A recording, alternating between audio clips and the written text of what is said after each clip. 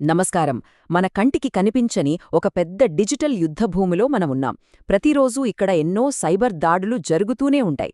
ఈరోజు మనం digital defence లేదా సైబర్ భద్రతకు సంబంధించిన పునాదులపై ఒక విశ్లేషణ చేయబోతున్నాం. ఒక ఎథికల్ హ్యాకర్గా ఈ క్లిష్టమైన విషయాలను చాలా సింపుల్గా, ప్రాక్టికల్గా అర్థమయ్యేలా వివరిస్తాను. మన సిస్టమ్ను కాపాడుకునే ఈ ప్రయాణంలోకి స్వాగతం. ఈ విశ్లేషణలో మనం ప్రధానంగా 4 దశలను చూడబోతున్నాం. డిజిటల్ రక్షణ గురించి, హ్యాకర్లలో ఉండే రకాలు, తరచుగా జరిగే సైబర్ దాడులు, అలాగే కొన్ని వాస్తవ జీవిత ఉదాహరణలు. ఇంకెందుకు ఆలస్యం, సిస్టమ్ బూట్ సీక్వెన్స్ను స్టార్ట్ చేద్దాం. విభాగం 1. Welcome to digital defence. అసలు ఈ ఆన్లైన్ ప్రపంచం ఎలా పనిచేస్తోందో ఇప్పుడు చూద్దాం. సైబర్ సెక్యూరిటీ వినడానికే పెద్ద పదంలా అనిపిస్తుంది కదా, కానీ కాన్సెప్ట్ చాలా సింపుల్. మన ఇళ్లకు తాళాలు ఎలా వేసుకుంటామో, మన డిజిటల్ పరికరాలకు అంటే కంప్యూటర్లు, ఫోన్లు, నెట్వర్క్లు, మన డేటాకు వేసుకునే డిజిటల్ తాళమే ఈ సైబర్ సెక్యూరిటీ.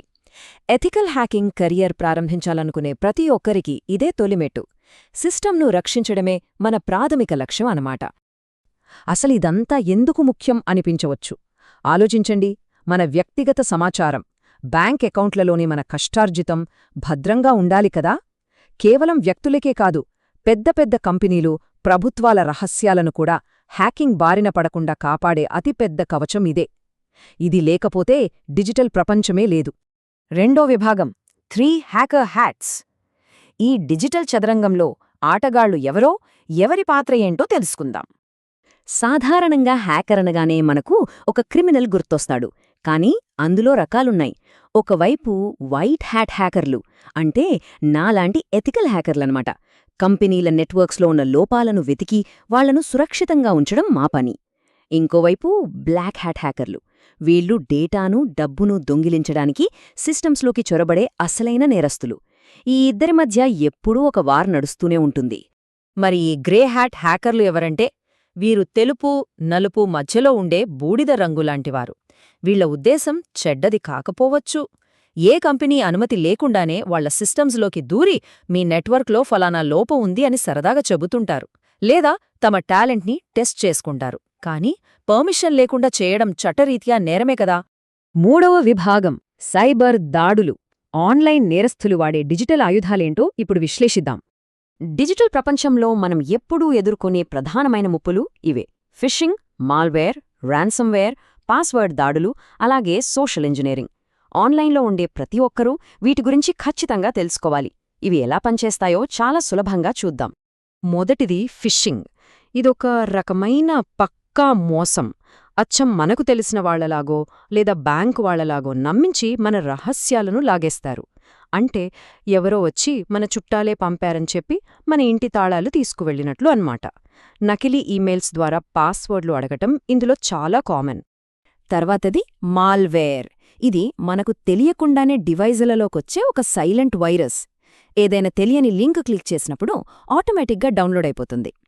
లోపలికి వెళ్లి మన డేటాను దొంగిలించడం, సిస్టమ్ను నాశనం చేయడం దీని పని. అందుకే అనుమానంగా ఉన్న ఏ ఫైల్స్ని డౌన్లోడ్ చెయ్యకూడదు అని నిపుణులు పదే పదే చెప్తుంటారు. ఇక ర్యాన్సమ్వేర్. పేర్లోనే ఉంది కదా, ర్యాన్సమ్ అంటే డబ్బులు డిమాండ్ చేయడం. ఇక్కడ బ్లాక్ హ్యాట్ హ్యాకర్లు మన సిస్టమ్ను, డేటాను లాక్ చేసి ఆ లాక్ తీయాలంటే డబ్బులు కట్టాలని డిమాండ్ చేస్తారు. దొంగే మన ఇంటికి వేరే తాళం వేసి లక్షలిస్తేనే తాళం చెవిస్తాను అని బెదిరిస్తే ఎలా ఉంటుందో ఇది అచ్చం లాంటిదే. పాస్వర్డ్ దాడులు మరియు సోషల్ ఇంజనీరింగ్ విషయానికొస్తే, కొన్నిసార్లు పెద్ద పెద్ద సిస్టమ్స్ని హ్యాక్ చేయడం కంటే మనుషులను బురిడి కొట్టించడం చాలా ఈజీ. మన పాస్వర్డ్లు చాలా సింపుల్గా ఉంటే సులభంగా గెస్ చేసి లాగిన్ అయిపోతారు. లేదా మాయమాటలు చెప్పి మన చేతే సెక్యూరిటీ బ్రేక్ చేయిస్తారు. దీన్నే సోషల్ ఇంజనీరింగ్ అంటారు. మనం ఎంత పవర్ఫుల్ లైనక్స్ సిస్టమ్స్ వాడినా సరే, మనుషులుగా మనం మోసపోతే ముప్పు తప్పదు కదా. నాలుగో విభాగం వాస్తవ దాడులు. ఇప్పటిదాకా మనం మాట్లాడుకున్నవి నిజ జీవితంలో ఎలా జరుగుతాయో ఒకసారి గ్రౌండ్ లెవెల్లో చూద్దాం. ఫిషింగ్ ఎలా ఉంటుందంటే, అచ్చం బ్యాంక్ వాళ్లు పంపినట్లే ఒక నకిలీ ఈమెయిల్ వస్తుంది లాగిన్ డీటెయిల్స్ అడుగుతూ. పొరపాటున ఇస్తే అంతే సంగతులు. ఇక ర్యాన్సమ్వేర్. రీసెంట్గా ఎన్నో ఆస్పత్రుల కంప్యూటర్లను హ్యాకర్లు లాక్ చేసి పేషెంట్స్ డేటా కావాలంటే డబ్బులు కట్టాలని డిమాండ్ చేశారు. ఇది నిజంగా జరిగిందే. ఇక సోషల్ ఇంజనీరింగ్ విషయానికొస్తే, టెక్ సపోర్ట్ నుంచి కాల్ చేస్తున్నాం, మీ సిస్టంలో ప్రాబ్లం ఉంది అంటూ నమ్మించి పాస్వర్డ్లు లాగేస్తారు. ఇవి కేవలం టెక్నికల్ పదాలు కాదు, మన చుట్టూ రోజూ జరుగుతున్నవే. సో ఈ విశ్లేషణలో మనం సైబర్ సెక్యూరిటీ బేసిక్స్, హ్యాకింగ్ రకాలు, డిజిటల్ దాడుల గురించి తెలుసుకున్నాం. అయితే ముగించే ముందు ఒక చిన్న ఆలోచన. డిజిటల్ దాడులు రోజురోజుకు ఇంతలా పెరిగిపోతున్న ఈ కాలంలో మన నెట్వర్క్లు, పాస్వర్డ్లు నిజంగా సురక్షితంగా ఉన్నాయా? మన డిజిటల్ కవచాలు ఈ దాడులను ఆపగలవా? ఈ ప్రశ్నతోనే ఈ విశ్లేషణను ముగిస్తున్నాను. సైబర్ సెక్యూరిటీ అనేది ఒక రోజు నేర్చుకుని వదిలేసేది కాదు. ఎల్లప్పుడూ అప్రమత్తంగా ఉంటూ మనల్ని మనం కాపాడుకునే ఒక లైఫ్ లాంగ్ ప్రాసెస్.